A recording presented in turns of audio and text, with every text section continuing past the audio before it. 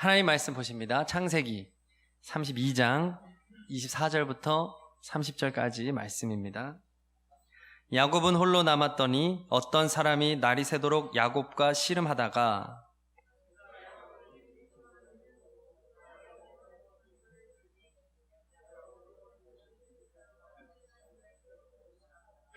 그가 이르되 날이 새려 하니 나로 가게 하라. 야곱이 이르되 당신이 내게 축복하지 아니하면 가게 하지 아니하겠나이다.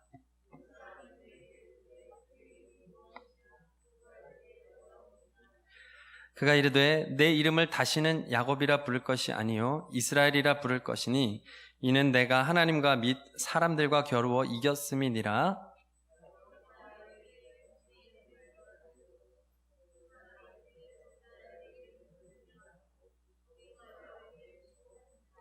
그러므로 야곱이 그곳 이름을 브니엘이라 하였으니 그가 이르기를 내가 하나님과 대면하여 보았으나 내 생명이 보존되었다 함이더라.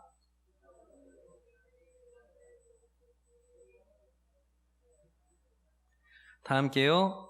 그 사람이 야곱의 허벅지 관절에 있는 둔부의 힘줄을 쳤으므로 이스라엘 사람들이 지금까지 허벅지 관절에 있는 둔부의 힘줄을 먹지 아니하더라. 아멘. 할렐루야. 오늘 이 시간도 수요일 예배를 통해서 하나님께서 우리에게 말씀하여 주시는 줄로 믿습니다. 하나님의 크신 은혜가 함께 하시기를 바랍니다. 야곱이 형 에서가 받아야 할 장자의 축복을 가로채죠. 그리고 자신을 죽이려는 형에게서 도망을 칩니다. 머나먼 동방에 있는 외삼촌 라반에게 이제 피신을 가죠. 그런데 이 라반은 거의 사기꾼이었습니다. 14년이 넘도록 이 야곱을 얼마나 이용해 먹는지 참 고생 많이 했습니다. 그러나 야곱에게는 하나님의 복이 있었죠. 그래서 결혼도 하고 자식들도 11명이나 낳습니다. 또 하나님의 은혜로 많은 가축을 얻습니다. 자, 그리고 야곱은 가족들과 가축들을 이끌고 이제 고향으로 돌아가려고 합니다. 하나님께서 할아버지 아브라함에게 허락한 약속의 땅, 그 땅으로 이제 돌아가려고 합니다. 그런데 문제가 있지요. 형 에서입니다. 에서와 아직 풀지 못했습니다. 형 에서가 지금 어떤 상태인지 알지 못한 채 고향으로 여정을 떠납니다. 그래서 길을 가는 중에 사람을 보내서 이제 에서에게 사람을 보내서 이렇게 보고를 받는데 뭐라고 하느냐? 창세기 32장 6절에 보니까 이 에서가 400명을 거느리고 야곱을 만나러 온다라는 소식을 전해 듣습니다. 400명. 이 당시 굉장히 많은 숫자죠. 만약에 그 에서가 여전히 야곱에 대한 분노의 마음을 가진 상태라고 한다면 이 400명은 이제 야곱의 가족들을 이제 몰살시킬 그러한 군사들이 아니겠습니까? 엄청난 위기죠. 그래서 이때 야곱의 마음이 창세기 32장 7절에 나와 있는데 야곱이 심히 두렵고 답답했다 이렇게 기록합니다. 심히 두려웠어요. 그리고 심히 답답했어요. 혹시라도 하는 마음. 왜 400명이나 데리고 오지? 형이 이거 우리를 치려는 것 같다. 이런 생각이 강하게 밀려오겠죠. 사실 이제는 동생과 형의 관계도 아니라 나의 축복을 가로챈 원수로 여길 수도 있는데, 그러니까 야곱이 얼마나 두려운지 자신의 무리를 두 떼로 나눕니다. 그래서 에서가 한 떼를 치면 이제 한 떼라도 도망을 가려고 두 떼로 나누는데 이것도 부족합니다. 그래서 또 나눕니다. 이제 가축들을 구분을 해서 여러 떼로 나눠서 거리를 두고 이렇게 단계적으로 보냅니다. 시간을 벌려는 거죠. 그리고 마지막으로 두 아내와 두 여종 또 11명의 아들을 보낸 다음 지금 오늘 말씀 야곱은 홀로 남았습니다. 다 보내고 정말 스스로 혼자 남았습니다. 이제 아무도 없습니다. 상의할 사람도 없고요. 도움받을 사람도 없고요. 철저하게 혼자 남았습니다. 자, 그런데 24절에 보니까 야곱이 분명히 혼자라고 얘기하고 있는데 또 혼자가 아닙니다. 24절 한번 읽어볼까요? 자, 본인 성경책 보시고 24절 시작. 야곱은 홀로 남았더니 어떤 사람이 날이 새도록 야곱과 씨름하다가 아멘. 분명히 홀로 남았는데 어떤 사람이 있습니다. 이상하죠? 뜬금없이 그리고 이 어떤 사람이 야곱하고 씨름을 합니다. 왜 씨름을 하나? 우리나라 씨름은 우리나라 그거잖아요. 민속 그거잖아요. 이 당시에 이 씨름을 했겠습니까? 언어에 보면 이 씨름은 사실은 격렬하게 싸우다 이런 의미가 있습니다. 그러니까 사실 번역을 씨름이라는 너무 심판도 있고 이렇게 매너를 지키는 스포츠로 적으면 사실 이 원어적인 의미가 별로 안 살아요. 지금 원래 의미는요, 밤새도록 피 터지게 싸우다가 이렇게 번역하는 것이 맞습니다. 격투기를 하는 거예요. 지금 처절하게 지금 살고 죽는 싸움을 하고 있는 겁니다. 밤이 새도록. 그래서 이 싸움이 얼마나 격렬했든지 허벅지 관절이 어긋났다고 나옵니다. 25절에 나오죠. 그가 야곱의 허벅지 관절을 쳤더니 어긋났답니다. 이것은 허벅지 관절이 탈골됐거나 또 골절됐다는 의미입니다. 얼마나 거칠게 싸웠다는 얘기예요. 자, 야곱이 당했어요. 야곱의 뼈가 문제가 생겼습니다. 당연히 이 어떤 사람이 강하다는 것이죠. 자, 그런데 그럼 당연히 이제 이 어떤 사람이 이겨야 되는데 25절에 보니까 자기가 야곱을 이기지 못함을 보고 이렇게 말을 합니다. 지금 허벅지 관절이 어긋날 정도면 이제 게임이 끝난 건 아닙니까? 그런데 아니에요. 자기가 이기지 못한다는 거죠. 승부가 계속 이어진다는 거예요. 결국 어떻게 하느냐? 야곱을 축복합니다. 우리 28절 다 함께 읽습니다. 28절 시작. 그가 이르되 내 이름을 다시는 야곱이라 부를 것이 아니요 이스라엘이라 부를 것이니 이는 내가 하나님과 및 사람들과 겨루어 이겼음이니라. 아멘. 결국은 축복을 받아냅니다. 바로 새 이름을 지어주는 것이죠. 그 이름이 무엇입니까? 이스라엘입니다. 그 유명한 이스라엘. 이스라엘은 야곱의 이름이기도 하지만 후에 야곱의 자손들을 통해서 세워진 하나님의 택함 받은 백성의 그 나라의 이름이 바로 이스라엘이잖아요. 지금도 이스라엘 나라가 있고. 그런데 이 이스라엘의 의미가 뭐냐는 거예요. 의미가 뭡니까? 28절 마지막에 하나님과 및 사람들과 겨루어서 이겼다는 내용이에요. 자, 이름이 얼마나 중요합니까? 하나님이 자신의 택함받은 백성, 그 나라의 이름을 이스라엘이라고 적어주셨는데 그 의미가 하나님과 겨루어서 이겼다, 사람들과 겨루어서 이겼다, 이 의미로 나라의 이름을 졌다는 것을 우리는 생각해 봐야 됩니다. 사실 야곱을 생각하면 할아버지였던 아브라함이나 이삭에 비해서 좀 이렇게 인격적으로나 여러 가지로 좀 밀려요. 그렇죠? 하나님이 나라의 이름을 진다면 사실은 아브라함이거나 이삭으로 져주는 게 사실은 더 좋아 보이지 않습니까? 그런데 이거 사실 좀 사기꾼 같고 욕심 많은 사람으로 많이 묘사가 되고 표현되어지는 이 야곱, 그의 이름을 바꿔주고 축복을 주는 그 이스라엘이라는 이름으로 하나님이 나라를 세우셨다. 저는 이것을 생각할수록 참 충격이었어요.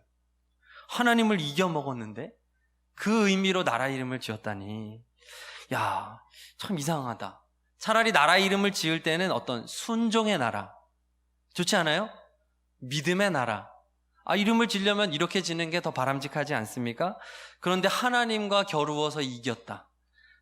이런 어떻게 보면 좀 건방진 이름을 나라의 이름으로, 또 축복받은 가문의 이름으로 하나님이 세우셨다는 거예요. 전지전능하신 하나님입니다. 하나님이 불가능이 없고 모든 것이 가능한 하나님입니다. 만군의 여호와입니다. 천하무적입니다. 그 하나님이 한 나라를 세우고 한 민족을 세우실 때 자신과 사람들과 겨루어서 이긴 나라, 이렇게 이름을 졌다는 것을 참 충격적이고 또 묵상을 해보았습니다. 그리고 제가 받은 은혜가 이것입니다. 하나님이 지고 싶으신 거다. 정확하게 말하면 하나님이 져주고 싶으신 것이다. 이렇게 은혜가 되었습니다. 하나님은 질 수 없는 분이잖아요. 그러니까 하나님은 져주신 것이 맞죠.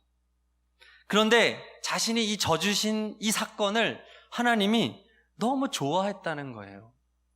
제가 이제 딸이 있잖아요. 그 첫째 딸 예영이가 유치원에서 닭싸움을 배웠나 봐요. 닭싸움 다 아시죠? 다 왕년에 다 한 번씩 이렇게 좀 해보셨잖아요. 저한테 와서 게임을 하자고 하면서 뭐 이것저것 얘기를 하는데 닭싸움을 하자는 거예요. 피곤해 죽겠는데. 그러니까 처음에는 그냥 대충 이렇게 했는데 한 벌로도 잘 못 서 있겠더라고요. 요즘에 살이 쪄가지고. 그런데 닭싸움을 하니까 내도 피곤하니까 그냥 쉽게 이렇게 지는 척을 했어요. 그랬더니 아니래요. 져주기 없기 그러는 거예요. 이거 안 되겠다 이래가지고. 그래서 제가 딱 눈에 힘을 쥐고 그래 내가 이겨야지. 이거 딱 하고 다리를 이렇게 닭싸움 자세를 한 다음에 열심히 싸워줍니다.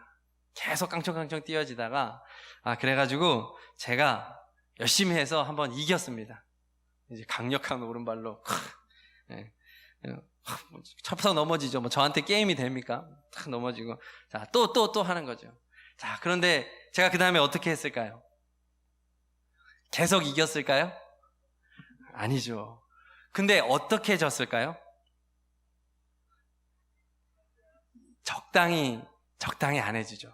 열심히 뜁니다. 막 공격하는 것처럼 하지만 예영이 발이 땅에 닿기 전에 이거 듣고 있는데 자 제가 하면서 이제 탁 넘어지면 예영이가 엄청 좋아합니다. 자기가 이겼다고. 아마 설교를 들을 때까지는 자기가 이긴 줄 알 겁니다. 자 그럼 제가 뭐라 했을까요? 한 번 이기고 두 번 져줬습니다. 그러면 제가 야 아빠가 져준 거야 절대 그렇게 얘기 안 하죠. 막 칭찬을 합니다. 예영이 너무 잘한다. 야 예영이 엄청 컸네. 다리 진짜 길어졌다. 하여튼 제가 할 수 있는 칭찬을 열심히 했습니다. 그랬더니 다음 날도 하자 그러고 그 다음 날도 하자 그러고 언젠가는 제가 진짜로 지는 날이 오겠죠. 그런데요 처음에는 예영이가 하자 그러는데 이제 제가 하자고 그러더라고요. 왜냐? 딸이 저를 이겨먹는데 좋은 거예요. 자식한테 지는 게 이렇게 행복한지 몰랐어요. 자식이랑. 그래서 막 팔씨름도 하자 그러고 막 다리 싸움도 하자 그러고 근데 결국에는 제가 좀 지면서 끝을 내죠. 하나님의 마음이 이렇겠다.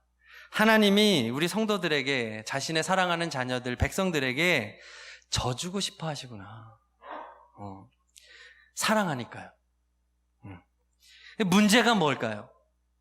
하나님은 져주고 싶은데 하나님의 백성들이 하나님과 싸우려고 하지 않는 거예요. 하나님과 겨루지 않는 그것이 문제가 되는 거죠. 하나님을 투명인간 취급하는 거예요. 하나님은 살아계신 분인데 하나님을 죽은 분처럼 대하는 거예요. 믿음이 없는 거죠. 하나님을 살아있는 분으로 믿는다면 하나님과 뭔가 겨루자는 거 아니에요. 겨루는 것으로 그렇게 표현이 되어지지 않습니까? 그러니까 오늘 말씀을 통해서 하나님이 이렇게 말씀하시는 것 같아요. 나의 사랑하는 자녀들아, 내가 살아있는 존재로 믿느냐? 나를 전지전능하다고 믿느냐? 그러면 너의 인생의 문제를 가지고 나와 단판을 짓자. 나랑 좀 겨뤄보자. 나에게 좀 매달려봐. 나에게 좀 달려들어봐. 내가 응답할 때까지 포기하지 말고 나한테 좀 달려들어봐. 그렇게 말씀하시는 것 같아요. 그러니까 우리는 이제 어떻게 해야 될까요? 오늘 야곱이 한 것이 무엇일까요? 야곱이 정말 잘한 게 무엇일까요? 야곱이 싸움을 잘한 게 아니죠. 32장 24절 야곱은 홀로 남았더니 이것이죠. 성도 여러분, 홀로 남으시기를 축복합니다. 이거 잘한 거예요. 모든 소유를 다 내보내고 내가 할 수 있는 모든 방법을 이제는 다 내려놓고 홀로 남는 거예요. 그때 비로소 하나님과의 씨름이 시작이 된 것입니다. 네, 나 지금 바쁜데 저 전화 못 받는다고 전해주세요. 자, 하나님과의 씨름이 홀로 남아야지만 시작이 되는 거죠. 바쁘고 분주하게 살아가는 사람은 인생의 문제를 가지고 하나님과 씨름할 시간이 없어요. 돈 벌어야 되는데, 그렇잖아요? 지금 내가 할 게 얼마나 많은데 홀로 있을 시간이 없어요. 그리고 잠깐 짬이 나면 핸드폰 붙잡고 있어야 되고, 뭔가 좀 스트레스를 풀어야 되고, 운동해야 되고, 하나님하고 홀로 있는 시간이 없으니까 하나님 입장에서는 견딜 수 없는 거예요. 네, 하나님만이 이 문제를 해결할 수 있습니다. 이 문제를 가지고 하나님 앞에 나아가서 기도하라는 거예요. 많은 학자들이 이 씨름을 필사적인 야곱의 기도라고 해석을 합니다. 야곱은 밤이 새도록 하나님께 기도한 것입니다. 홀로. 우리에게 필요한 것 바로 이것이죠. 내 방법이 남아있으면 안 됩니다. 대안이 없어야 됩니다. 도망갈 구석이 없어야 됩니다. 이제 하나님과 승부를 걸어야 합니다. 하나님과 단판을 지어야 합니다. 하나님은 그것을 원하시는 것이죠. 성도 여러분, 인생에 문제가 있습니까? 어려움이 있습니까? 정말 해결받아야 할 문제가 있습니까? 그 문제를 가지고 하나님 앞에 홀로 남으시기를 축복합니다. 그리고 필사적으로 밤이 새도록 다시 해가 뜰 때까지 필사적으로 기도하는 그러한 성도님들이 되시기를 축복합니다. 우리가 금요 성령 집회, 새벽 기도에 열심히 나와야 하는 이유가 무엇일까요? 집에서 기도하면 되지. 그게 아닙니다. 왜 교회에 나와야 합니까? 거기에는 필사적인 게 없잖아요. 필사적인 것은 편리함을 버려야 되는 거예요. 내가 이 정도로 하나님 갈급합니다. 내가 이렇게 하나님의 은혜를 원합니다. 하나님이 내게 지금 해결해 주시지 않으면 나는 더 이상 피할 길이 없습니다. 그 절박한 심정이 어떻게 표현이 되겠냐는 말이에요. 교회에 나와 주님 앞에 무릎 꿇고 부르짖어 기도하지 않는 자에게 어떻게 그 간절함이 표현이 될 수 있겠습니까? 그래서 마지막 주간도, 이번 달 마지막 주간도 특별 기도 주간으로 지키려고 하는 것입니다. 지금 이때 우리는 다른 무엇보다 기도해야 되는 것입니다. 코로나가 두려워서 교회에 못 나오고, 이거 아니죠. 지금 방송을 듣는 분들도 있겠지만 충분히 교회에 나올 수 있고 간절히 하나님을 찬양하고 기도할 수 있는데도 집에서 그냥 편리하게 앉아서, 소파에 앉아서 TV로 단지 편리함이 목적이라고 한다면 잘못하는 거예요. 나올 수 있으면 나와야죠. 식당에는 다 가서 밥 먹고 마스크 다 까고 밥 먹으면서 어떻게 교회에 나오는 것은 그렇게 타협할 수 있냐 말이에요. 세상의 언론의 보도가 왜 그렇게 무섭습니까? 하나님은 무서워하지 않고 죽을지언정 교회에 나와서 철저히 방역하잖아요. 하나님 앞에 이러한 간절함이 표현되어야 될 줄로 믿습니다. 이 승부수를 띄우란 말이에요. 교회에서 열심으로 이런 것들이 제공이 될 때 마음을 다하여 기쁨으로 참여하시기를 축복합니다. 할렐루야. 자, 그때 하나님께서 어떻게 해주셨습니까? 야곱에게 그럴듯하게 져주셨어요. 제가 예영이한테 그럴듯하게 져주는 것처럼 밤새 씨름을 하면서 하나님은 야곱을 다루세요. 그렇죠? 인간적인 노력으로 되지 않는구나 알게 해주십니다. 허벅지 관절을 치시죠. 야곱의 교만을 깨뜨리시는 거예요. 하나님의 능력을 경험하게 하세요. 기도할 때 하나님이 하나님의 능력을 우리에게 알려주십니다. 그렇게 관절이 어긋나면 이제 사실은 게임은 끝난 거예요. 격투기 할 때 한 사람 어깨 빠졌다 그러면 그 사람 무조건 져요. 왜냐하면 상대방이 거기만 공격하거든요. 그런데 하나님은 지금 허벅지 관절이 어긋났는데도 계속 싸움을 해주시는 거예요. 우리가 기도할 때 우리의 자존심이 깨집니다. 우리의 인간적인 노력이 깨집니다. 내 생각, 내 방법이 깨집니다. 그러나 하나님께서는 계속 붙잡아 주세요. 계속 기도를 이어갈 수 있게 해주세요. 하나님이 우리에게 기도할 힘을 계속해서 주십니다. 왜냐하면 하나님은 애초에 이길 마음이 없었기 때문이죠. 그렇습니다. 우리가 기도할 때 하나님은 우리의 인간적인 교만과 인간적인 생각과 계획들을 꺾어주시는 거예요.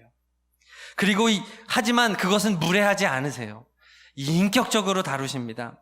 계속해서 기도의 씨름을 할 수 있도록 계속해서 씨름을 해주십니다. 다시 해가 떠오를 때까지 우리 하나님은 그렇게 기도로 우리를 다루시고 그 다음에 해가 떠오르기 전에 반드시 응답해 주십니다. 반드시 하나님은 축복해 주십니다. 야곱의 입장에서는 굉장히 대등한 싸움이죠. 팽팽한 싸움이죠. 하지만 하나님은 철저하게 계획된 행동입니다. 우리가 기도할 때 이미 응답은 예정되어 있는 줄로 믿습니다. 그러나 하나님은 우리를 어떻게 하게 하느냐? 계속해서 기도하게 만드십니다. 몸부림치게 만드십니다. 그때 하나님은 우리를 변화시키시고 기도할 때 우리를 새롭게 하여 주시고 하나님의 뜻에 나를 맞출 수 있도록 그렇게 우리를 거룩한 하나님의 사람으로, 예수님의 사람으로 빚어가시는 줄로 믿습니다. 응답은 당연히 받는 것이죠. 성도 여러분, 그 톰과 제리라는 만화 아십니까? 이게 대부분 아실 텐데요. 만화죠. 우스꽝스러운 톰이라는 고양이, 그리고 영리한 제리라는 쥐를 주인공으로 한 만화입니다. 대사가 거의 없고요. 쉴 틈 없이 쫓고 쫓기는 내용을 참 기발하고 재미있게 만든 그러한 만화입니다. 1940년에 미국에서 만들어져서 2000년이 넘을 때까지 계속해서 새로 만들고 시리즈가 바꿔가면서 만든 그러한 아주 많은 사랑을 받은 그 애니메이션 만화인데요. 여러 결론들이 있지만 그 중에 돌아다니는 한 가지 결론이 참 감동이 되었습니다. 실제 이 결론이 없다는 얘기도 있지만 저는 없더라도 이 이야기를 나누고 싶어서 봤는데요. 톰이, 이 고양이가 그동안 아주 그 쥐를 잡으려고 그렇게 노력을 하고 하다가 이제 결국 나이가 들어서 죽었대요. 그랬더니 제리, 이 쥐가 처음에는 얼마나 좋아하는지 신나고 기뻐하다가 하루하루 이렇게 지나다 보니까 이제 허전해져요. 외로워져요. 옛날에는 이 톰 골려먹는 재미로 지내다가 이제 톰이 없어지니까 얘가 허전해져요. 그러던 차에 집주인이 톰과 비슷한 고양이를 하나 다시 집에 사놨다는 거예요. 그러니까 딱 보니까 톰보다 더 느려요. 더 굼떠 보여요. 그러니까 이 제리가 생각하기를 야, 더 골려먹기 좋겠다. 그래가지고 예전에 했던 것처럼 새로운 고양이에게 다가가서 장난을 치기 시작했습니다. 자, 그래서 이렇게 장난을 치면서 숨어 있는데 이 고양이가 단번에 이 쥐의 습성을 파악하고 숨어 있는 제리를 바로 공격을 해버린 거예요. 그래가지고 단번에 제리를 물어버린 거예요. 놔주지를 않는 거예요. 그래서 이 제리가 물려서 죽어갑니다. 피를 흘리면서. 죽어가면서 정신을 서서히 잃어가면서 깨달음이 하나가 탁 오는 거예요. 톰이 미련하고 바보 같아서 자기를 못 잡은 게 아니라 그동안 자기를 봐주면서 자기랑 장난치면서 톰이 놀아줬구나. 이런 깨달음을 가지면서 죽습니다. 그리고 천국이 나와요. 하늘나라에 갔습니다, 제리가. 그랬더니 톰이 웃으면서 기다리고 있어요. 그래서 다시 예전처럼 장난을 치며 천국에서 계속해서 즐겁게 둘이서 행복하게 놀았더라. 이 이야기가 들었는데 제가 이 이야기가 잊혀지지 않는 거예요. 이 시리즈가 없으면 만들었으면 좋겠더라고요. 사실 고양이는 쥐보다 훨씬 강해요. 그렇죠? 그런데 톰은 그동안 이 제리를 먹이로 대한 게 아니었던 거예요. 친구로 대했던 거예요. 실제로 시리즈를 보면 둘이서 막 동맹을 맺기도 하고 막 끌어안고 볼을 비비기도 하고 그런 장면들이 있어요. 톰이 사실 제리를 좋아했던 거예요. 친구였던 거예요. 저는 이 톰의 모습을 보면서 그 은혜를 받았어요. 하나님이 이런 것 같다.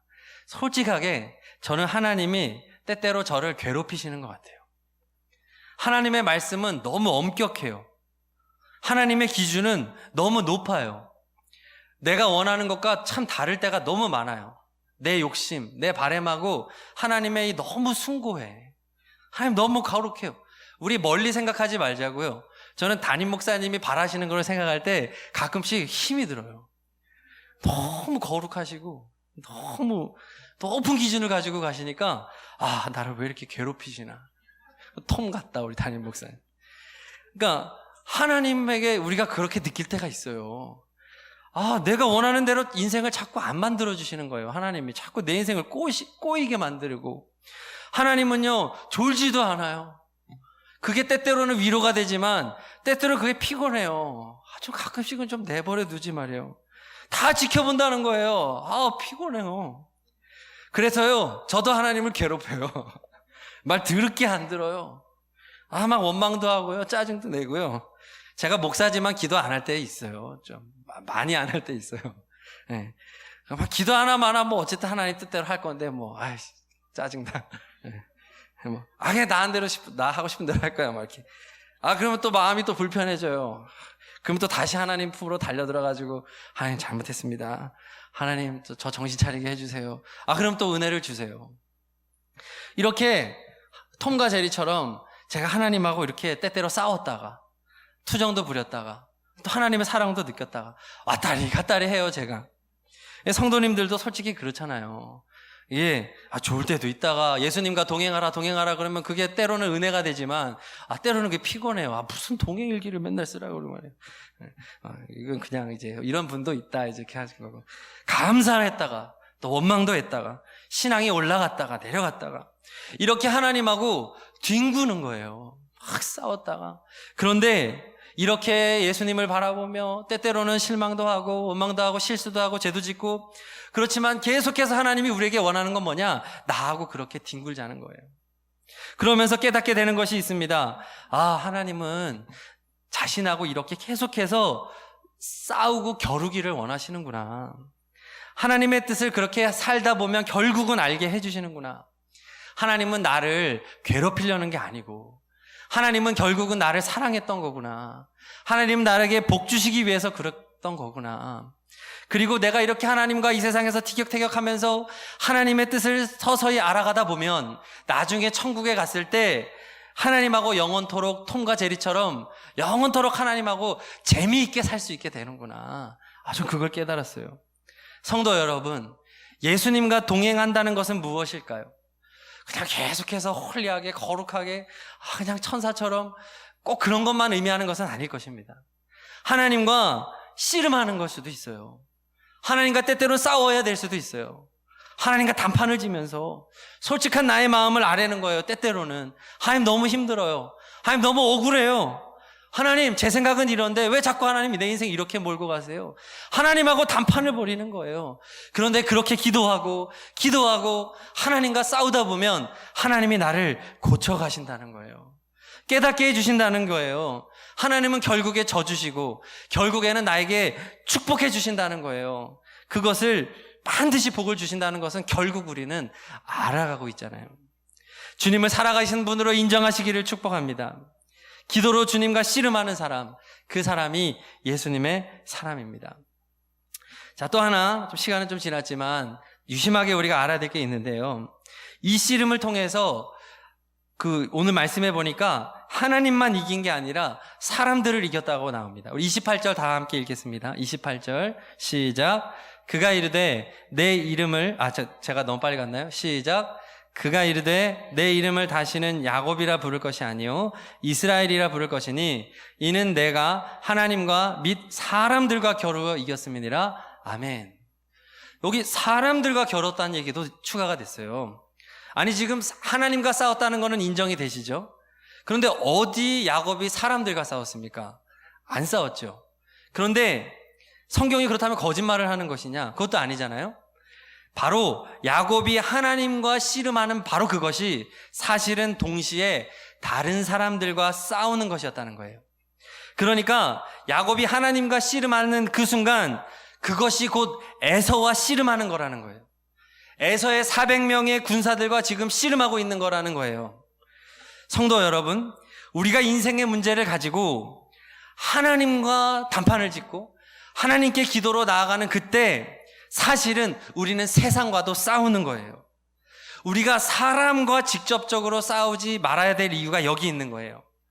내 인생이 꼬이게 만들고 복잡하게 만들고 원수와 같은 그 사람과 싸워서 문제를 해결하는 것이 아니라 기도의 자리로 나아가서 하나님과 씨름함으로 동시에 내게 아픔을 주고 세상에 문제됐던 그 사람들과도 싸운다는 것입니다. 성도 여러분, 기도로 사람들과 싸우시기를 축복합니다. 사람과 피 터지게 싸우면 안 된다는 것이에요. 내가 하나님과 씨름하면 하나님이 대신 싸워주시기 때문에 그렇습니다. 내가 싸우면 실수가 많지만 내가 하나님께 맡기면 하나님은 완벽하게 문제를 해결해 주십니다. 복수는 내가 할 것이 아닙니다. 성경에 보면 원수 갚는 것은 하나님의 것이라고 말씀하십니다. 우리는 다만 하나님 앞에 엎드려서 절절한 심정으로 내 모든 상황을 하나님께 아뢰면서 기도로 하나님과 씨름하면 되는 것입니다. 그렇게 기도로 나아갈 때 하나님께서 반드시 축복해 주시는 줄로 믿습니다. 자, 말씀을 정리합니다. 하나님께서는요, 하나님의 백성이, 우리들이 홀로 하나님과 독대하며 간절히 기도하는 백성 되기를 원하십니다. 그리고 인생의 문제, 사람들과의 문제도 하나님과 해결하기를, 하나님께 맡기기를 원하십니다. 오늘 그 하나님의 마음을 생각하시면서 다 함께 찬양하시겠습니다. 우리 함께 기도해. 홀로 하나님과 씨름하겠습니다. 기도로 살겠습니다 하는 마음으로 찬양하시겠습니다.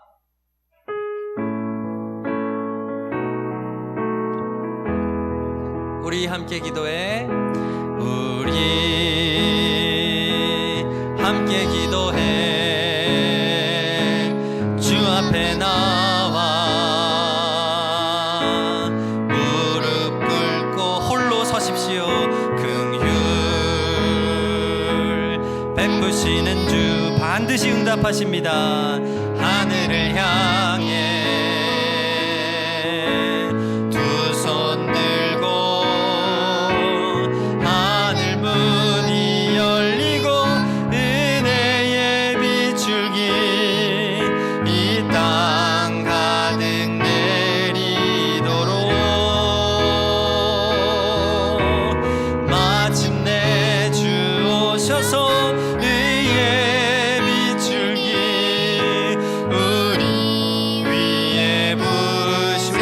고백합니다. 우리 함께 기도해. 우리 함께 기도해. 하나님과 씨름하겠습니다. 주 앞에 나와 무릎 꿇 기도로 살겠습니다. 긍휼 베푸시는 주 하늘을 향해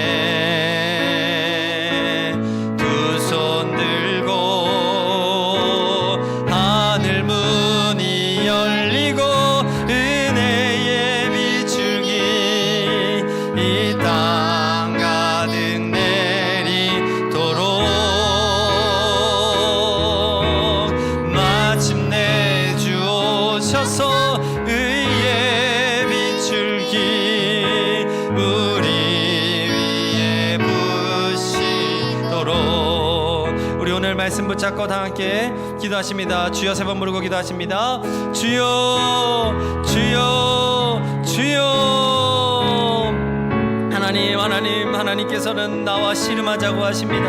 하나님께서는 나를 붙잡고 나와 독대하여 인생의 문제를 가지고 나와 씨름하자고 하십니다.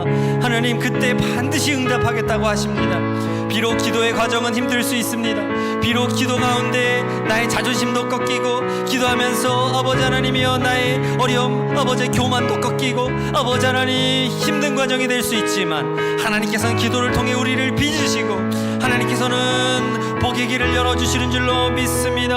하나님 아버지 기도를 결단합니다. 기도로 나가기를 결단합니다. 하나님 다른 방법을 쓰지 않겠습니다. 다른 것에 방법이 없습니다. 오직 기도가 아버지 하나님이여 하나님의 뜻을 이 땅에 이루어내는 그러한 은혜의 통로가 되는 줄로 믿습니다. 아버지여 기도의 은혜를 오늘도 우리에게 내리고 주시옵소서. 기도의 결단이 있는 오늘 밤이 되게 하여 주시옵소서. 하나님이여 적당하게 살지 않게 하소서. 기도로 살아가는 우리 가정들이 되기를 원합니다. 간절한 기도의 제목으로 하나님 앞에 부르짖어 하나님의 아버지 하나님과 씨름하고 하나님께서 응답하시지 않으면 이 기도를 거두지 않겠노라. 철회하며 기도하고 부르짖어 기도하는 우리가 되기를 소망하나이다. 아버지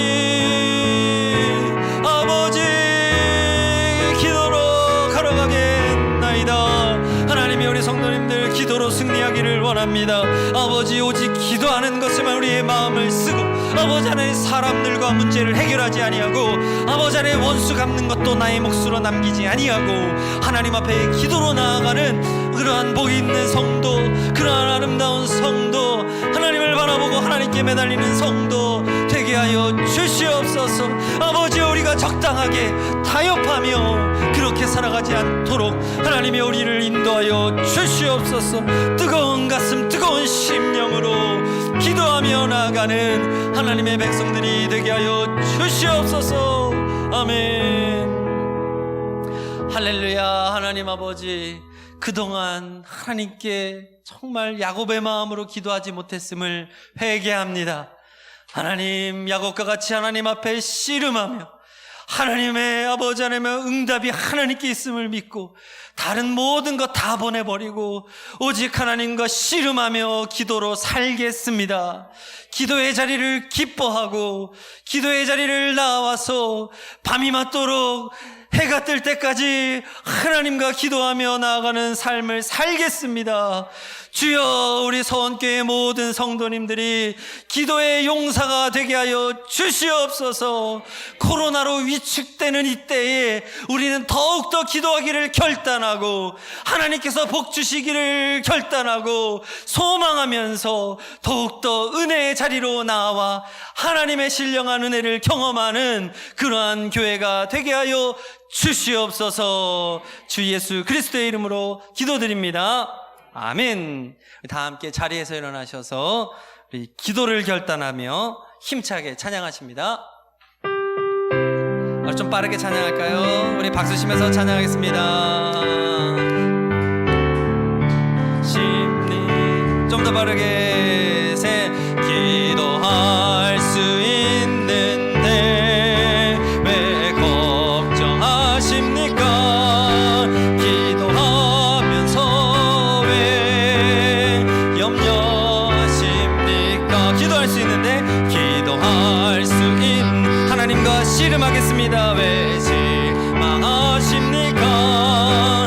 기도하면서 왜 방황하십니까? 주님 앞에 무릎 꿇고 간구해 보세요. 마음을 정결하게 뜻을 다하여 기도할 수 있는데 왜 걱정하십니까? 기도하면서 왜 염려 주님 앞에 무릎 꿇고 간구해 보세요. 주님 앞에 무릎 꿇고 간구해 보세요. 마음을 정결하게 뜻을 다하여 기도할 수 있는데 왜 걱정하십니까? 기도하면서 왜 염려하십니까? 아멘.